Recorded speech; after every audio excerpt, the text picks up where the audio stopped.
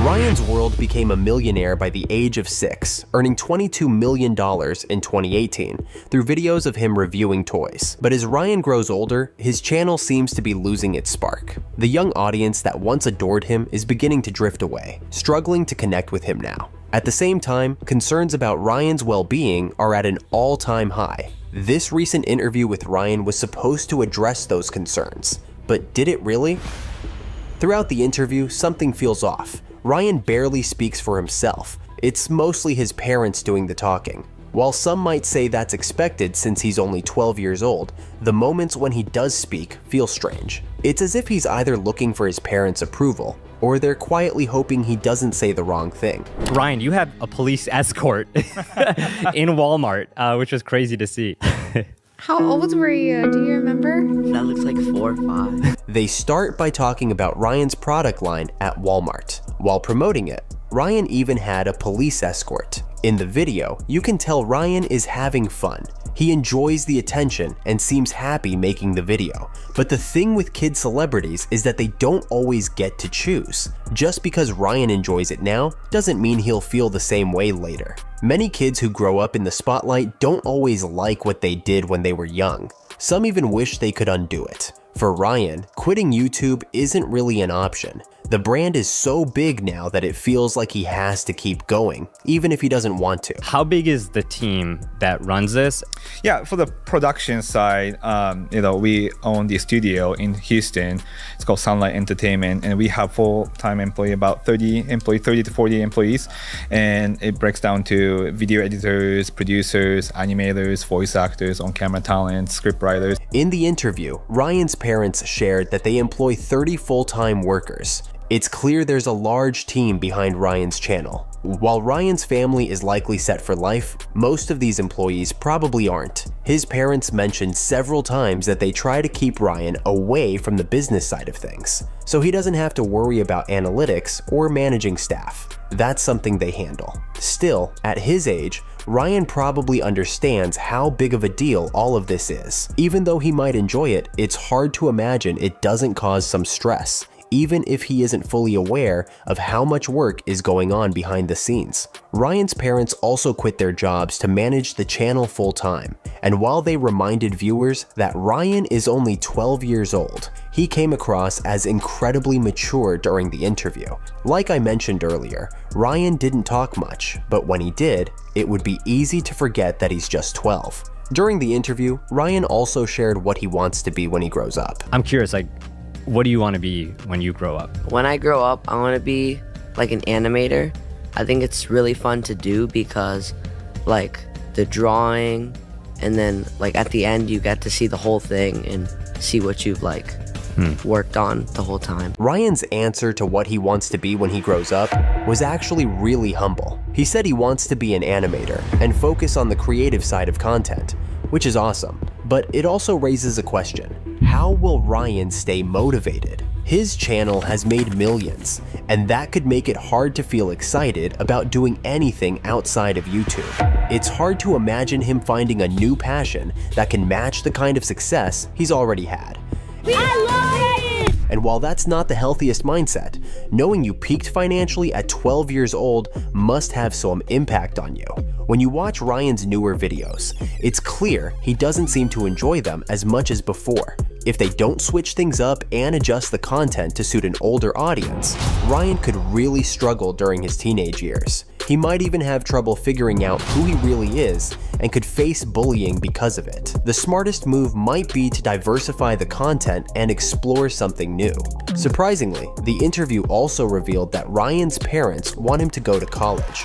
He might not think, I don't know how he feels about college, but we have expressed that that's the goal that we want for him, is to attend college. Yeah, ultimately he decides, and we never really push him to do anything that he doesn't want to do. But we think it's a great opportunity for him to go to college and just meet with his peers who have the same interest. We want him to experience that, so we continue just kind of showing him that side of the good side of going to college, continuing education. But ultimately you decide. Ryan's parents aren't necessarily pushing him to go to college, but they mentioned they'd be happy if he did. Honestly, that seems like a pretty good approach. Even though his image has brought in tens of millions of dollars, college could give Ryan the chance to experience a bit of a normal childhood. It would also let him enjoy the things that most teenagers do these days. They also touched on the topic of how much of the money Ryan actually gets to keep. If somebody would have asked, like, how much does Ryan get to keep of all this, the answer is 100% for his TV series. His TV series and equity in the ownership as well. The ownership of the percentage of the ownership of the company goes to his trust account too. Wow. Yeah. In my opinion, that's a pretty solid response. I'm not entirely sure what the norm is for how much child celebrities get to keep, but this seemed like a fair answer. Oh, and in case you didn't notice, Ryan also has 2 sisters. Yeah, and those are your twins. Yes. Who are yeah. 7 years old right now. Yeah. How do you think about involving them in the content and the family business? Well, when they grew up watching Ryan, right? And so they're always inspired by their older brother. And so, I mean, in the first few years, I kind of film them now and then, but it's kind of just like a vlog style. It's not anything, the kind of like, I don't want to say background character, but they're kind of there sort of thing.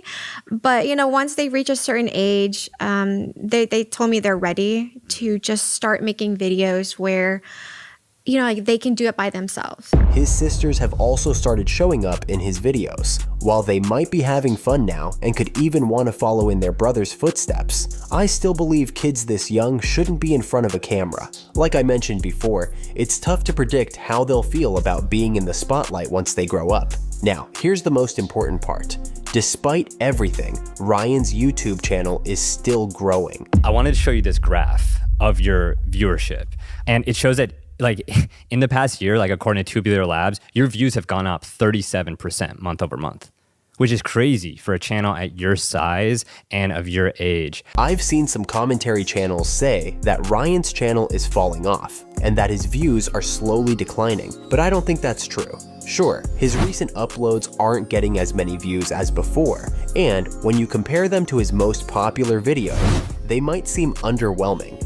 But if you look at the bigger picture, his channel is still pulling in over 200 million views every month. While a large chunk of that comes from YouTube Shorts, he's still generating 100 million views from long-form videos alone. So no, Ryan's channel isn't falling off or dying. The numbers make that pretty clear. Ryan, I'm curious, do your friends also say they want to become YouTubers? Do they want to do other jobs? What do your friends think and say about what you do on YouTube? They think it's a really cool job, and some of them want to try how they could do it, I guess, yeah. Have you ever helped your friends make videos? Not really, but I just give them advice if they ask me. What kind of advice?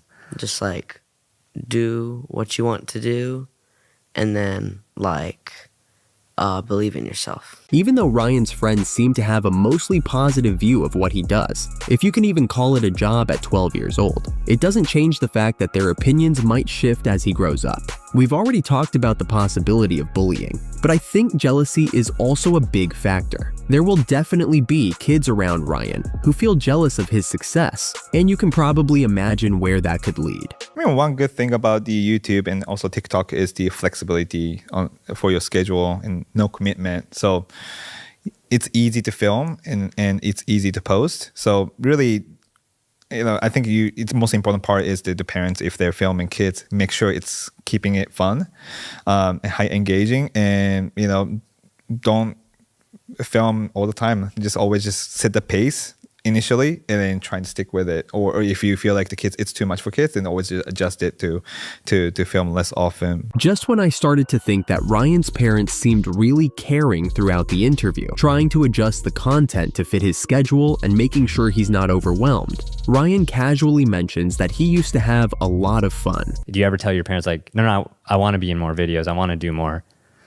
I think when I was a kid, I had lots of fun doing the videos with my sisters and with my parents, because it's just really engaging and fun for me, and I loved making the videos because I got to play with the toys and talk to camera, play with my sisters.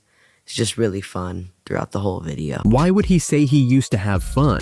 Is he not enjoying it anymore? Honestly, that wouldn't be surprising. When you're 12, making content for toddlers probably isn't much fun since it's hard to relate to that kind of content anymore. But aside from that, there was also a really wholesome moment during the interview. Just him being confident and being himself, no matter whether it's on camera, off camera, in front of certain people or different, many people, he's always himself. He never changes. And that's something, I think it's incredible. I wish I learned that from him.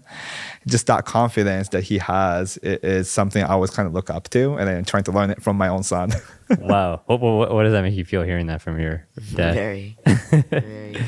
Overall, I'd say Ryan's parents seem to have good intentions for him, and I really hope they can switch up the content so he enjoys making videos more. As one comment on the interview pointed out, I can't wait for the real Ryan interview in 10 years. And not just his parents being interviewed with him present. Having both of his parents there definitely had a big impact. It probably put a lot of pressure on Ryan, not wanting to say the wrong thing or disappoint them. And if he did say something that might come off the wrong way, his parents were always there to steer the conversation or correct him. To be clear, I don't think his parents had any bad intentions, but it's hard to ignore how much pressure Ryan seemed to be under. It's unlikely he was able to be completely open about how he really feels. Let me know what you thought of the interview, and don't forget to subscribe for more content.